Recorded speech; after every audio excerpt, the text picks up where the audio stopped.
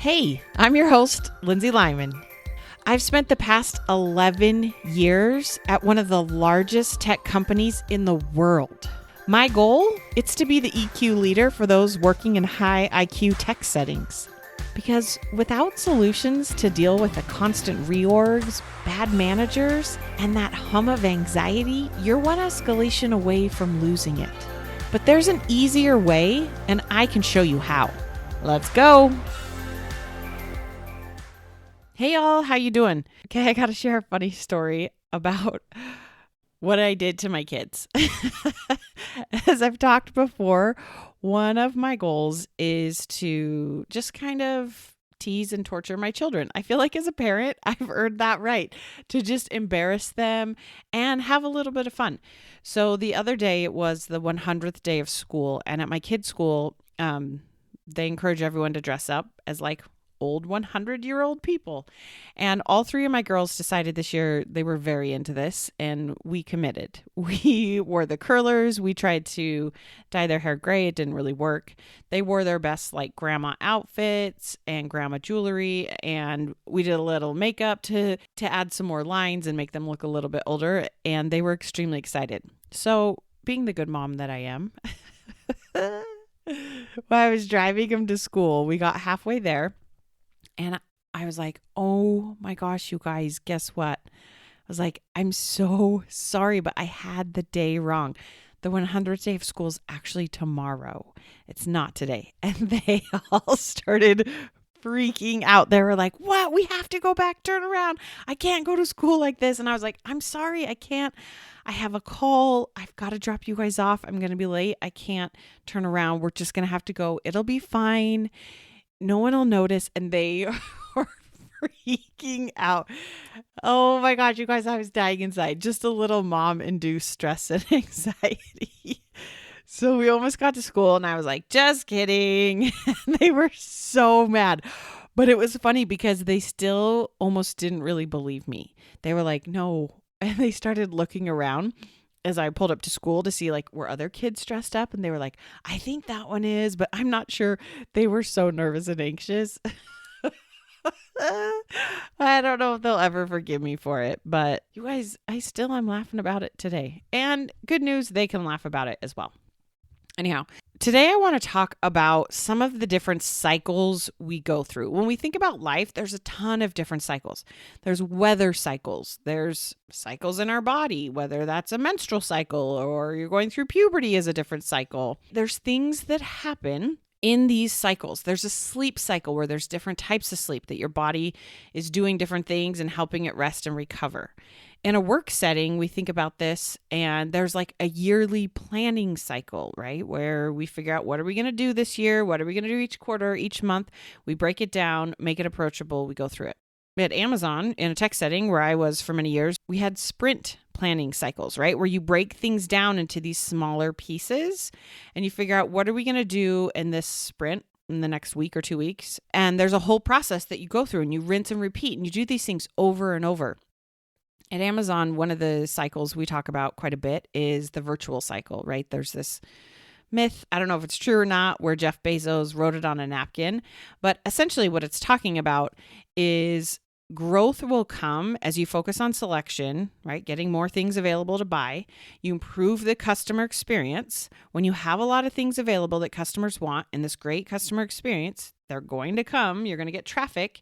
And the more traffic and the more people are there, the more people are going to want to sell on your platform. As you lower cost structure and improve operational efficiencies, like it just makes that flywheel fly even faster and the growth get bigger and bigger. But what I want to think about today is like what actually makes something a cycle. Let's start with there before I talk about how does this like concept of cycle actually apply to our day-to-day lives and what should we be doing about it, in particular around stress.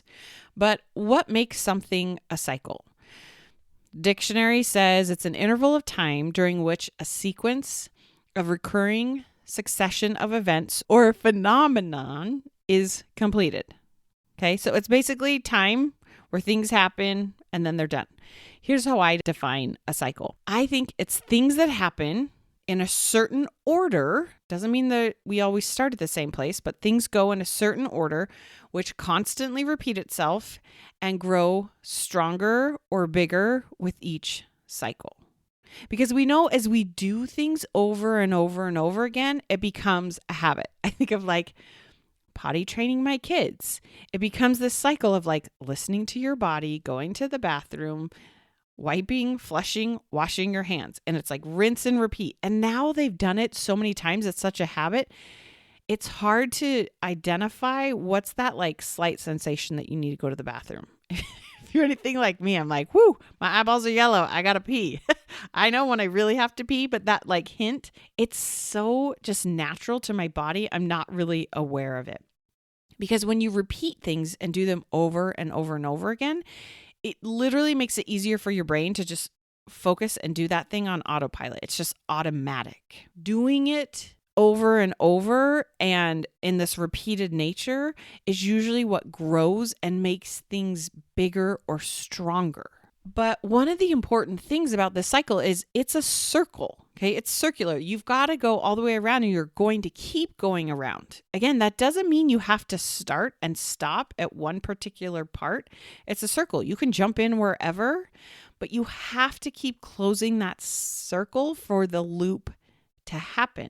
For example, if you think about the sprint planning cycle, one of the key parts of that process is agreeing how long do we think this task is going to take. We use an educated guess and we put a time value to it and we plan so much time in our sprint cycle.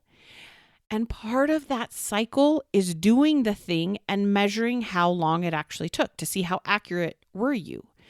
Because if you don't do that, you're not actually closing the sprint cycle, because the next time you go to do that thing, you're still not going to know how long to plan, and you're not effectively utilizing your time and planning your sprints appropriately, because your time is just all screwed up. It's all over the place because you don't actually know how long things take. You didn't close that previous sprint planning cycle.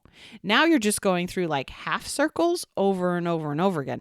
And you can do that, but that's like the definition of insanity, is doing the same thing over and over again and expecting a different result. So what I want you to think about, what cycles do you notice in your life? Or what cycles do you maybe want to be more aware of? And I don't mean this in like this big, huge, like the circle of life, but more in like the day-to-day mundane routine things.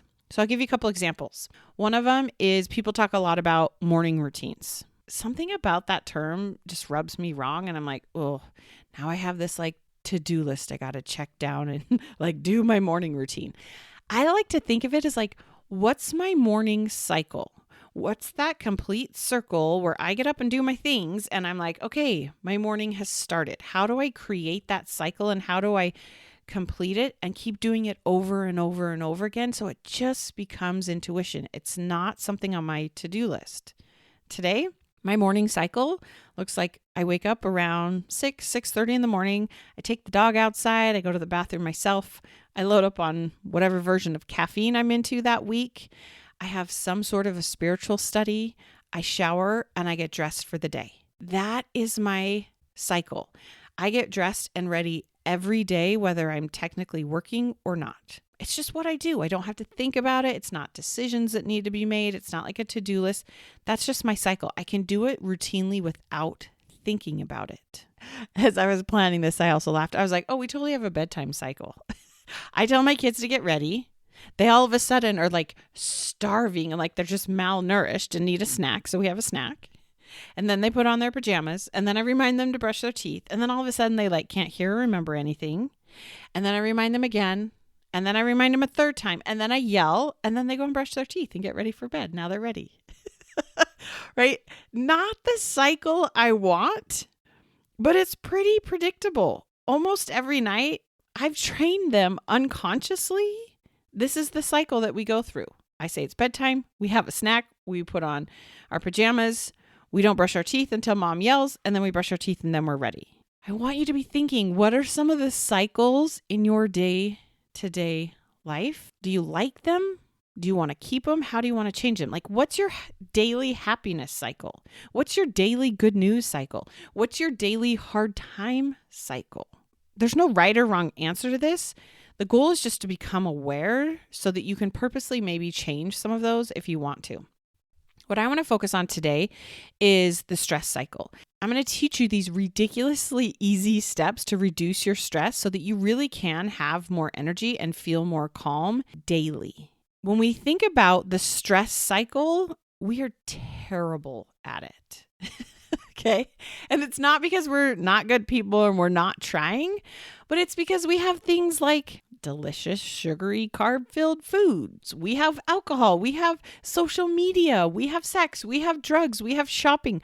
We have all these things we can do to interrupt that cycle, jump out of that circle, and just stuff it down, eat it away, pretend it's not there, but it's not actually helping us reduce our stress. We're just kind of covering it up a little bit. When I talk about the stress cycle at a high level, I want you to think of envision a circle in your head, and there's kind of these 4 main areas. There's the nervous system, your thought patterns, your emotions, and your physical body. Okay? As we're thinking of this cycle, your nervous system connects through your head, through your face, through your neck, through your shoulders, through most of your chest and your abdomen. Okay?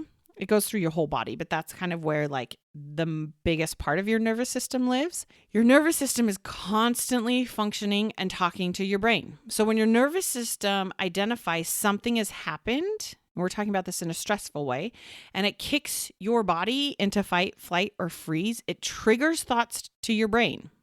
Okay? Because these two systems work really closely together. So you start in that nervous system, something outside of you happens, whether it's news you hear, a conversation you have, a really hard meeting, some tough feedback, a manager that sucks and doesn't give you good feedback or doesn't even show up to a one-on-one. Okay? Something happens outside of us that triggers your nervous system. When your nervous system is on high alert, it now moves into that stress cycle into thought patterns. We have a lot of crappy thought patterns that build that stress in our body. This is so hard. This is never going to get better. I hate my manager. This isn't fair. This is such a toxic work environment. I need to change my career. I just don't know what to do. I feel so stuck. These are thought patterns we get into when our nervous system is in fight, flight, or freeze, and this is what we're thinking. We move to that next third part of that stress cycle into our emotions, and we feel stressed. We feel overwhelmed. We feel anxious. Remember, your thoughts create your feelings. When those neurons in your brain connect, they release chemicals in your body that we call feelings. We label it stress. We label it overwhelm, okay? These chemicals in your body can trigger a physical sensation. They physically feel and engage with your physical body. We think of that stress cycle, right? It's the nervous system, thought patterns, emotional, physical body. The physical body, we might get tired.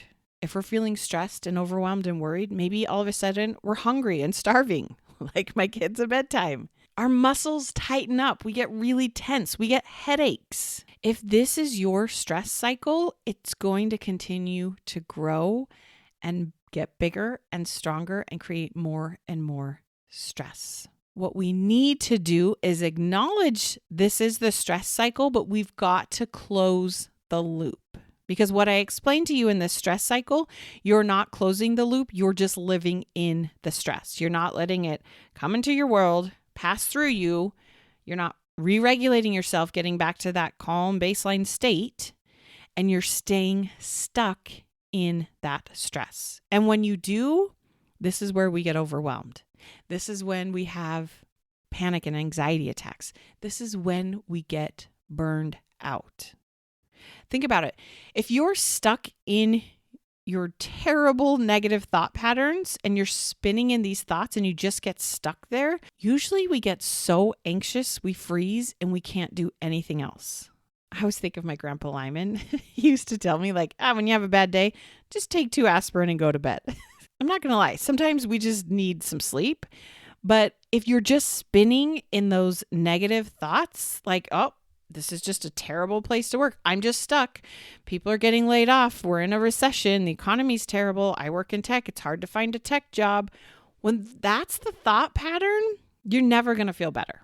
There's always just going to keep being more and more of those chemicals in your body feeling stressful. Here's what happens. When you have so many chemicals in your body and you're not re-regulating yourself through them and closing that cycle, you know what happens? We get ulcers. We get high blood pressure. We go to the doctor and they say things like, you just need less stress. And we laugh at them because we're like, do you know where I work? Do you know what's going on in my life? Cute, doctor. Not a possibility. But those chemicals in your body have a physical reaction. They start to impact your body. When your body is so tense and not completing this stress cycle and you're just holding on to the stress, this is when we get sick. This is why you have a hard time sleeping, why you feel like you can't shut your brain off, why we get like knots in our bodies. Like I remember there was one time I had such a big knot in my neck and my shoulder, I could barely move my arms. I sat in a chair all day working at Amazon. I wasn't out there lifting weights, but my body was holding on to that tension, to that stress. When you're holding on to this physical tension, your nervous system is going to stay in this high alert setting, and it's going to tell you it is time to run. Save yourself, get out at whatever cost. It's going to tell you to run away, or it's going to tell you this is not fair. I'm so mad. I'm so mad that my coworkers all got laid off and now they expect me to do double the work, and we're just pissed and we're fighting back. Or we just get so burned out that we just freeze and we can't do anything. Just sit, just wait it out, wait for this to pass. Most of us try to deal with our stress through external things. If I can just get people to like me, I'm not going to have to feel the stress. I'm just going to go shopping. I'm going to drink. I'm going to avoid this person. I'm going to do drugs. I'm going to work harder to finish that to-do list. I'm not saying don't do these things. Like, you know what's right for you. But when you're doing that to manage your stress, it doesn't work. Because you're not closing out that cycle. It keeps you stuck and the stress builds up. Okay, you have to learn how to complete each step of the cycle, which is what I'm going to teach you. Okay, this is like ridiculously easy. You're not going to believe me and think, really, that's it? But please just try it. Okay, just try. So here's where we need to go. Awareness is going to help you close this cycle. So you need to be aware of your nervous system. Be aware. My nervous system, it's on high alert today. Something feels terrible. I opened up my email and it was just chock full of problems and people needing me, and I already feel like I don't have enough time. Be aware that you're feeling that anxiety. You're feeling a lot of energy. Are you in a fight mode? Are you in a fright mode? Are you in a freeze mode? Like, what are you? Okay. What's your nervous system doing right now? Then become aware of those thoughts that you're thinking that are creating that stress. I don't have enough time. All these people need things from me. Become aware of those thoughts creating that stress in your body. And practice talking to yourself logically. Our nervous system is on high alert. You cannot intellectually think your way out of a high alert nervous system. It needs to run its course. You've got to close the cycle. So I say, okay, I'm feeling super stressed out today. I keep thinking I don't have enough time and so many people need things from me. This isn't going to work. Become aware. I keep thinking thoughts that are making me feel stressed. Sometimes that's the sentence I repeat to myself over and over. I'm feeling stressed because I keep thinking thoughts. Or I'll tell myself, I know logically things will work out. Logically, I know I'm going to figure this out. Logically, I know I'm okay. Be aware of what are those thoughts and choose to logically talk to yourself. We've become aware of where we're at with our nervous system. We're aware of what our thoughts are and we're talking to ourselves, even if it's just saying, I am thinking thoughts that are making me feel stressed. Now we need to go and be aware and feel the stress. For me, it's red. It's full of energy. It's in my upper body. It's crazy fast. And it's like bubbling, boiling water that's like splatting red goo all over my chest. That's what stress feels like to me. It's very high energy. Usually I'm like much more defensive when I'm stressed out. I'm in that like fight mode. My nervous system is. Okay. That's what it feels like. I just need to be aware. I'm feeling this because my nervous system is on high alert and I keep thinking thoughts that are making me feel stressed. It's okay. I can do stress. I can do red, bubbly, upper body splattering. Next, become aware of the physical sensation of it in your body. This almost always shows up in a form of tension. Where am I holding tension? Is it in my neck, my shoulders, and my jaw? I found are kind of like the main places I hold tension. So I just want to be aware. I'm like, wow, I'm really tight. Drop my shoulders. Take a couple deep breaths. Maybe go for a walk. Maybe do some stretching. Like whatever works for you to release that tension is amazing. You want to become aware. I am feeling stressed because I keep thinking thoughts and my nervous system is on high alert. I'm purposely going to relax. Being able to relax is what allows your body to release that stress. Physical and emotional tension is what keeps your nervous system on high alert. So when you're not aware of what you're feeling and where you're holding it and what thoughts are creating it, you're just going to keep building more and more of it. And the stress cycle is going to get bigger and stronger and being stressed. What we want to do is have a stress cycle because life is stressful. Things are going to happen outside of our control. So we need a stress cycle that gets us back to calm and allows us to move through that cycle of stress. Because if you know how to deal with stress and pressure, game on. That's what's going to allow you to be a high performer, to reach your goals, to get that thing you want, but not do it at the expense of your physical and mental and emotional sanity. You need to learn how do you close that stress cycle, and it's by becoming aware of how is your nervous system feeling? What are you thinking? What are you feeling? Where in your body do you feel it? And where is the tension? You don't need a big break or vacation. Those are great. But when we go on vacation, it feels good because we literally like relax. We're not stressed because we're not thinking those same thoughts. We're not waking up with our nervous system on high alert. Our nervous system is very calm because we're like, we're on vacation. There's nothing dangerous about this. It feels great. And here's what I'm going to tell you. You've got to do it daily and do it hundreds of times if necessary. Learning to close out that stress cycle over and over and over again is what will prevent it from getting bigger and stronger and building up until now you are a massive ball of stress. We want to be a massive ball of human life who sometimes feels stress but knows how to get themselves back to calm. Sometimes we're such a mess. We're so stressed out. We don't even know where to start. Just start small. I like to think of like, how can I relax? I'm always just like, where am I holding the stress? I don't even sometimes try to be aware of the thoughts. I'm like, oh, I'm pretty much always stressed about something. Where am I holding the tension? I like to do this when I do repeat things already throughout my day. So like when I brush my teeth, I'll do this. I'm like, okay, just drop your shoulders. Just relax your neck.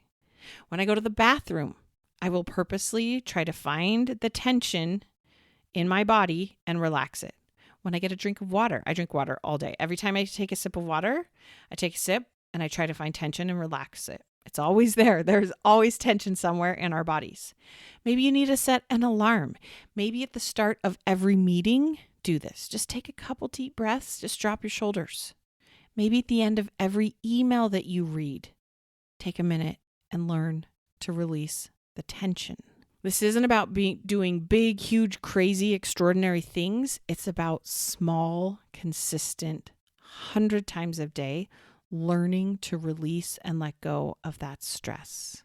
Most of us have years and years of this stress built up in us. Don't be mad if it's not an overnight fix, but doing this daily, you will start to feel better. You will learn the skill of dealing with the stress, allowing yourself to go through it and getting back to that calm, confident, driven, motivated, happy, excited place. And when you have that skill, we're not afraid of scary, stressful things anymore. So go be aware and practice relaxing. All right. You are amazing. You got this. We'll talk soon. If you listen to this podcast and feel heard and seen for the first time in a while, this is just the beginning. I offer a limited number of free coaching calls. On this call, we'll talk about what's going on, and you'll leave with specific ways to start feeling better today. So listen to that inner pull and let's chat. Grab some time on my calendar before I'm booked up. To schedule a call, click the link in the show notes or go to lindsaylymancoaching.com/chat and sign up. You got this.